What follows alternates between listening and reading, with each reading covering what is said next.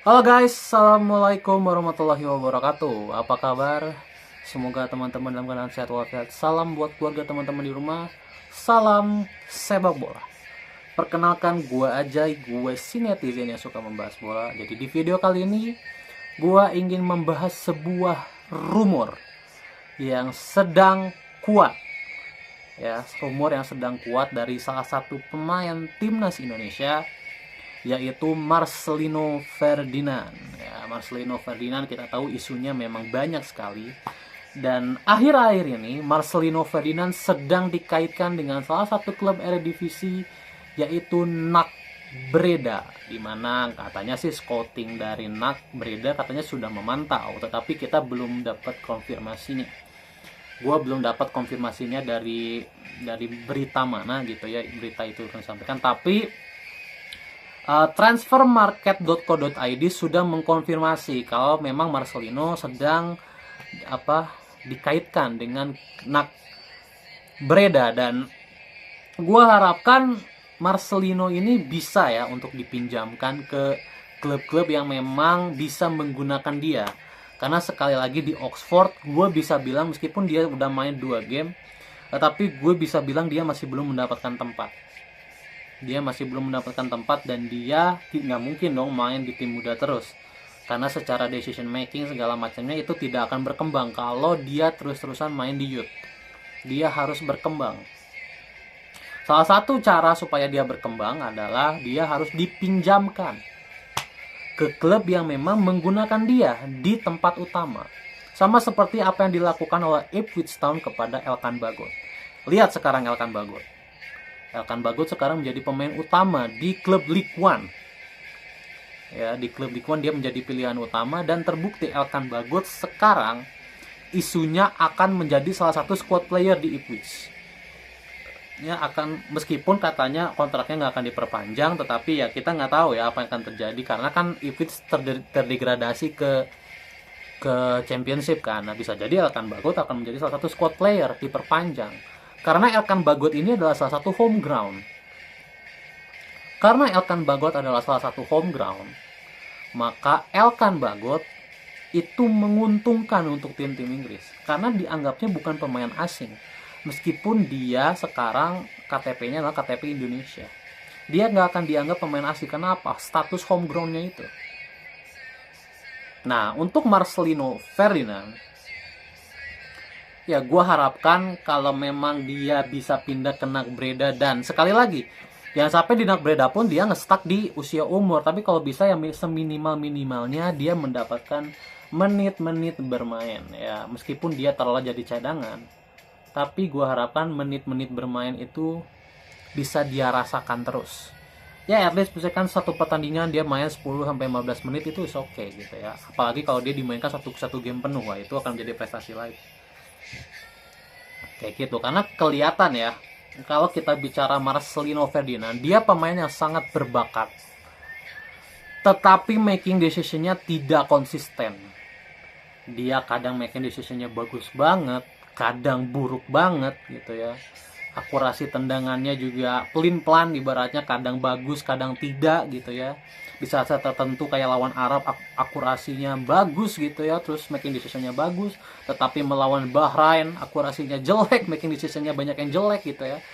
Nah, itu kan butuh yang namanya jam terbang untuk mematangkan lagi yang namanya making decision, kemudian akurasi dan segala macam. Nah, pindah ke NAC Breda itu menurut gue 50-50 juga. Kenapa? Karena NAC Breda kan salah satu klub Eredivisie yang gue bilang levelnya kan sedikit lebih tinggi dibanding Championship. Logikanya begini aja, di Championship aja dia kesulitan bersaing, apalagi kalau dia di NAC Breda gitu. Jangan sampai dia jadi camat juga di NAC Breda. Nah, makanya gue sebenarnya kurang considering kalau dia main di NAC Breda. Gue lebih considering dia bermain di Keken Divisi atau tier 2-nya Liga Belanda. Gue lebih considering untuk Marcelino main di situ. Kenapa? Karena dia bisa mendapatkan tempat utama. Karena yang paling penting itu tempat utama dulu, guys. Ya, jangan terburu-buru lah. Ya, kalau kita ingin melihat pemain itu matang, maka jangan terburu-buru, harus berjenjang. harus berjenjang, dimana dia main di tier 3 dulu, terus nanti naik ke tier 2, baru naik ke tier 1. Jangan dari tier 3 langsung ke tier 1. Kalau langsung ke tier 1 terus ternyata dia tidak main, seperti Nathan Joaon ya, seperti kasusnya Nathan Joaon, dimana dia langsung hype ke Swansea, ternyata dia tidak dimainkan gitu ya kan. Sekarang lihat Nathan Joaon seperti apa, dia kan making decisionnya buruk, kecepatannya menurun, akhirnya nge-stuck gitu kan. Dia akhirnya hanya bermain di U23 Swansea, kan sangat disayangkan ya. Nah, jangan sampai ini terjadi juga sama Marcelino. Makanya sekali lagi, kalau untuk dipinjamkan ke NAC Breda, gua agak tidak considering, atau agak tidak apa ya, gua agak kurang srek gitu. Gue lebih baik Marcelino dipinjamkan ke Serie B ya, Serie B atau ke Ken Division atau Liga Belgia gitu ya. Ya ibaratnya yang selevel championship lah. Dia harus mendapatkan tempat utama dulu di championship, baru nanti naik kelas ke Eredivisie. Kalau menurut gue seperti itu. Nah, makanya kita lihat nih di musim ini, kalau dia tidak dipinjamkan dari Oxford, apakah dia di Oxford sekarang bakal digunakan? Akan mendapatkan tempat utama. Ya, karena sekali lagi pemain ini sangat berbakat, dan mungkin gue bisa bilang Marcelino Ferdinand adalah pemain terbaik di generasinya saat ini. Generasi dia ya, generasi dia kelahiran tahun berapa ya Marcelino? Atau 2004-2005. Di kelahiran 2004-2005, menurut gue dia adalah salah satu pemain terbaik yang kita punya di eranya 2004-2005. Jadi sangat disayangkan kalau dia terlalu masuk ke klub atas tapi tidak digunakan, kan sayang sekali. Jadi gue harapkan Marcelino juga dengan agennya bisa wise dalam memilih klub kalau dia memang akan dipinjamkan oleh Oxford.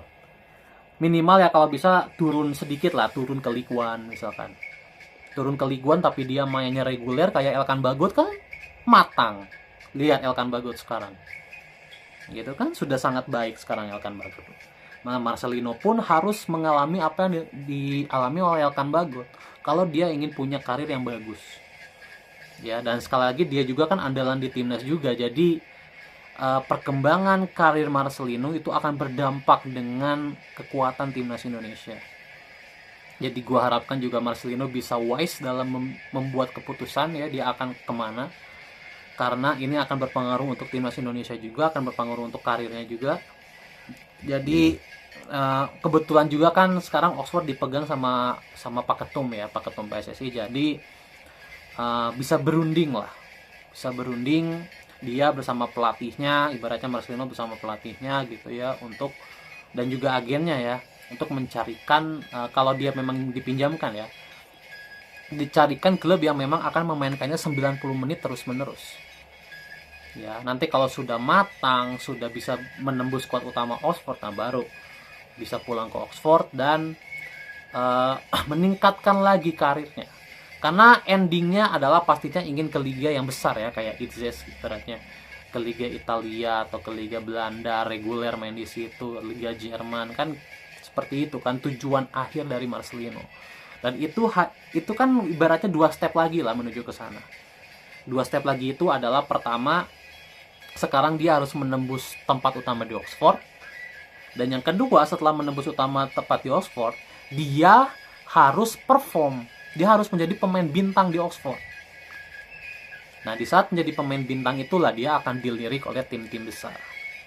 Jadi itu jenjang yang terbaik untuk dirinya. Makanya gue considering Marcelino dipinjamkan ke klub Ligue 1. Bukan Ligue 1 Prancis ya, Ligue 1-nya Inggris, divisi 3-nya Inggris. Oke? Itu sekilas tentang Marcelino yang diromolkan ke NAC Breda. Oke, baik.